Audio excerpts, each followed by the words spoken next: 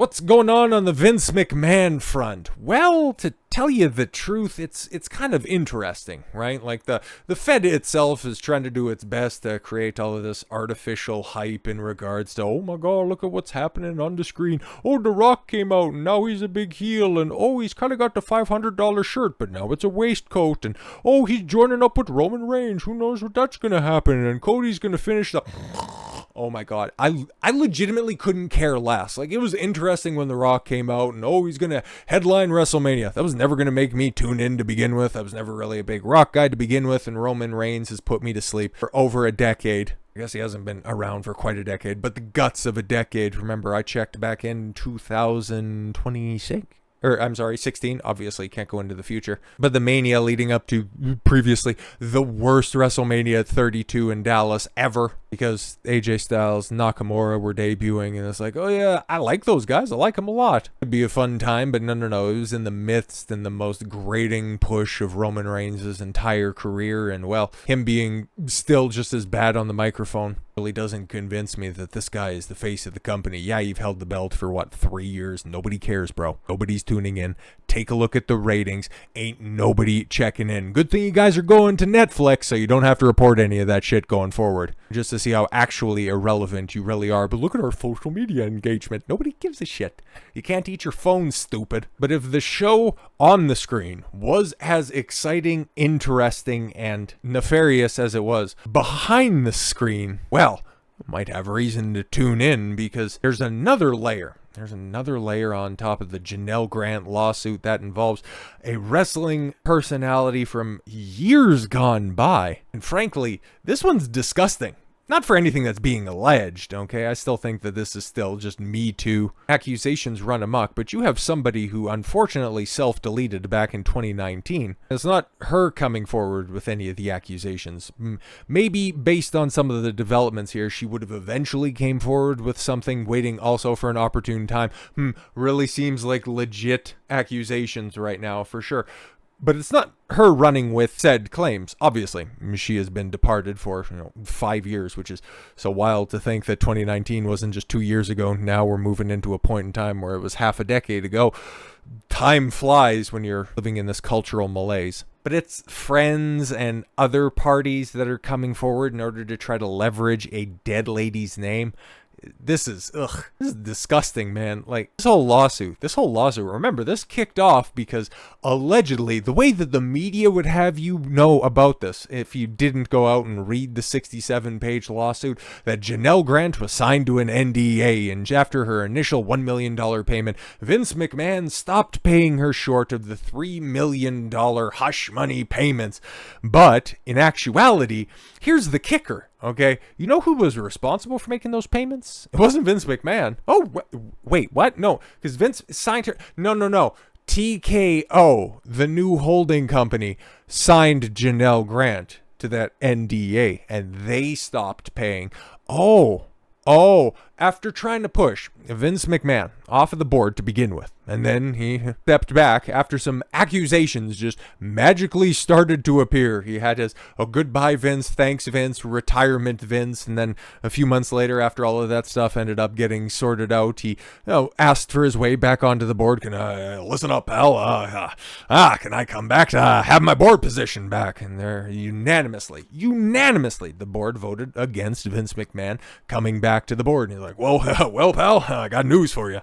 I'm the majority shareholder here, and frankly, I'll be taking back my position whether you like it or not. But who was on the board at the time? Well, you had Nick Khan, who is now the current president of TKO on the WWE side. Very strange, all of that stuff works out. And also, Triple H, his son-in-law, and Stephanie McMahon, his daughter. And they voted against him coming back. Like I said, if it was as interesting on the screen as it was behind the scenes, this would be a hell of a good product. So frankly, in the convening days since I've done any formal videos on this, I've brushed up on all of the accusations, all of the goings on behind the scenes, and well, on top of the whole, Yeah, do I think that Vince did a bunch of this stuff? Absolutely. Do I think that it was consensual? Absolutely. Do I think that this is some chick trying to get a bag? 100%. But do I also think that this is facilitated by a company that wanted to do a hostile takeover? Oh, 1000%. 1000%. And then for them to just go ahead and try to pile on more crap, pun not really intended, but works in this case, in order to try to make him back down even further, because if he tries to assert his innocence off of these pure accusations, well, now he's not just attacking other women, he's not just attacking other survivors, he's also discrediting the dead. This is what makes this just an extra dollop of nefarious. But Vince McMahon apparently preyed upon female wrestler Ashley Massaro. Now, who's Ashley Massaro? Well, we got pictures of her. You might remember, if you were watching at the time, okay, she was one of those mid-2000s. She won the Diva search. I forget which one specifically, but back at the time when Johnny Ace, well, kid, I think you make a great worker. That is, can you bend over and grab your ankles? Oh, I think that'd be real good. Yeah, come back to my office for a second interview. Back when the product was completely and totally unwatchable, but, you know, hey, I've suffered through a lot of crap throughout the years. So yeah, no, I know exactly who this chick is, right? Ashley Massaro, who accused the disgraced wrestling mogul and other WWE executives of covering up her alleged situation on an army base in Kuwait back during, in 2006. That would have been tribute to the troops when they went to Kuwait, okay? Yeah, the big self-oof in 2019. Thought it was an overdose or something. Did it end up getting ruled in that way? Yeah, it was very sad. In a previously unreleased statement she gave to her lawyers before her death, interesting, which was obtained by, Vice News. Big shock on that one. Now, for all of the stuff that they do that doesn't get any coverage, the one bright shining beacon on the hill, it still doesn't do that good of numbers anyways. Like, it's barely cracking 100,000 viewers, but their dark side of the ring, where they tell all of the seedier stories, don't really have to, check for any validity to any of the stories. It was one of the episodes ended up leading to Ric Flair getting canceled from the Fed with their, yellow journalism and revisionist history and telling the story from 2002 from the plane ride from hell. Big shocker that they're the ones to uncover this. Massaro alleged that Vince McMahon propositioned her for sex. Oh my God! Statement was not included in the lawsuit Massaro and others filed against the WWE because the case concerned concussions. Vice reported Friday. Well, yeah, exactly. And how well did that lawsuit do? Well, exactly. However, it resurfaced just days after federal authorities launched an investigation into trafficking allegations. Oh, wow! Who could have thought that would have showed up then? Big shock. McMahon, who resigned as chairman and CEO of WWE in the wake of Grant's lawsuit, has denied Grant's allegations. A post has sought comment from McMahon, WWE, and TKO Group, the newly formed entity. Massaro's statement before her death painted a terrifying image of McMahon as a predator. And this also, this is all in furtherance of her trying to push and pursue another lawsuit. Yeah, interesting. Color me a little bit skeptical. I felt extraordinarily uncomfortable. Oh no. Massaro said, alleging that McMahon repeatedly called her to invite her to come to his hotel room alone late at night. He began calling the hotel phone and my cell phone non-stop. I'm sure if you needed to corroborate that, because, he didn't just stop at the hotel room, he also was calling your cell phone, you should be able to, back that stuff up, right? Theoretically. Massaro, who joined the WWE in 2005, was released in 2008 because, as many pictures as you're going to see her with the Women's Championship, she was dog shit in the ring, by the way. She was absolutely terrible. But at the time, outside of Trish, Lita, Victoria, Jazz, ain't no chicks were working at all whatsoever. It was terrible. And quite frankly, now you take a look at the overemphasis of the women that are working in modern day Fed, and you realize, wow, where are all the viewers gone? Weird. What's that old saying? Get woke, go broke? No. Go broke, get woke.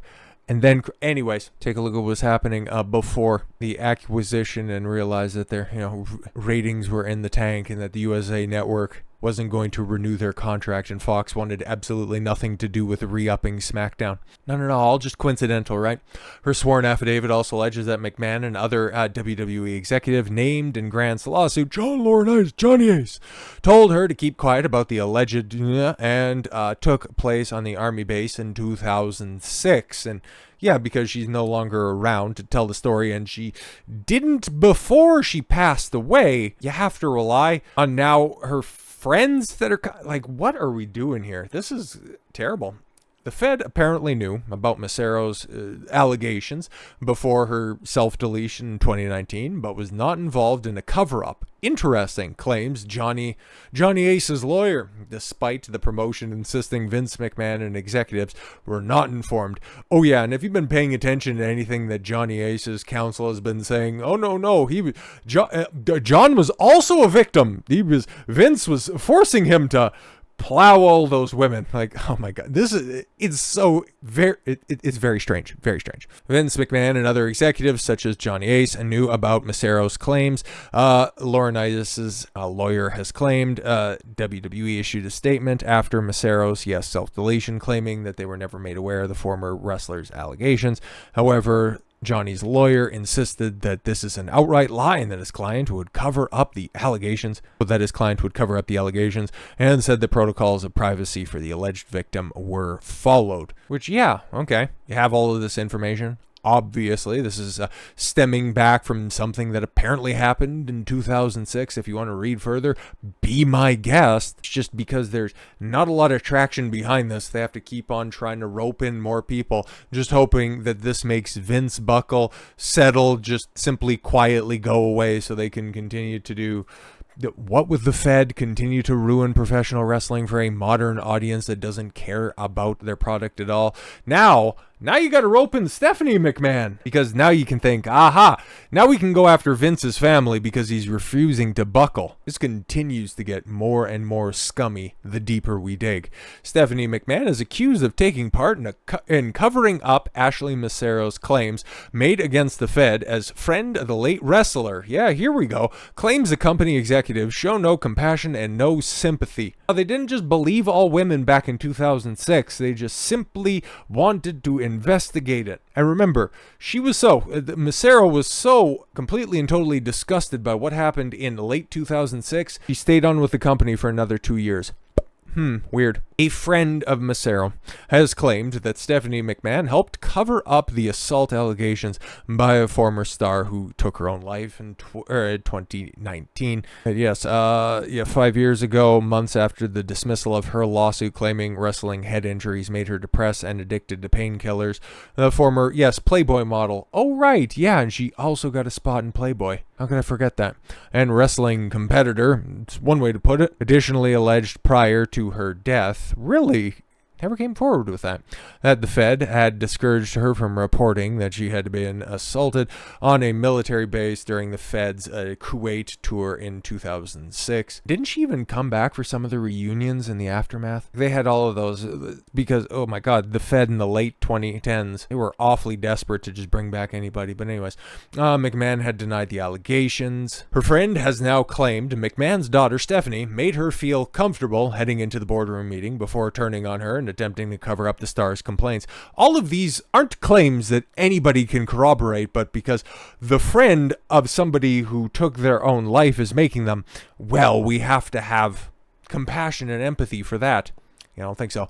Revealing the claims that says Massaro told her, Cara Pipa, added, she spoke with Vince many times. Oh, okay, cool. Vince had his daughter take his place because she was a female woman and to make Ashley feel comfortable, and they just played with her. Sure. They play with her because everything that Stephanie had made her feel comfortable and safe about. As soon as they walked into the boardroom meeting, Ashley was on her own completely. Well, if you have the facts, you should be able to stand on your own 2 feet, right? Because she wouldn't have been the only woman on the board at the time. I can goddamn well guarantee that one. Stephanie became a popular figure within, yes, the Fed during the 90s, and yeah, part of a bunch of different storylines, being crucified by The Undertaker during the boom period, and then hooking up and then killing the business with Triple H in the early 2000s. I know, but now they're in charge and everything's great.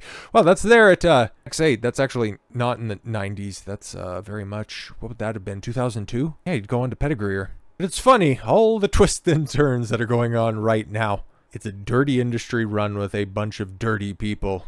And well, we're just going to see claims like this spread far and wide because, a few years ago, during the Speak Out movement, how many up-and-coming wrestling superstars ended up falling by the wayside?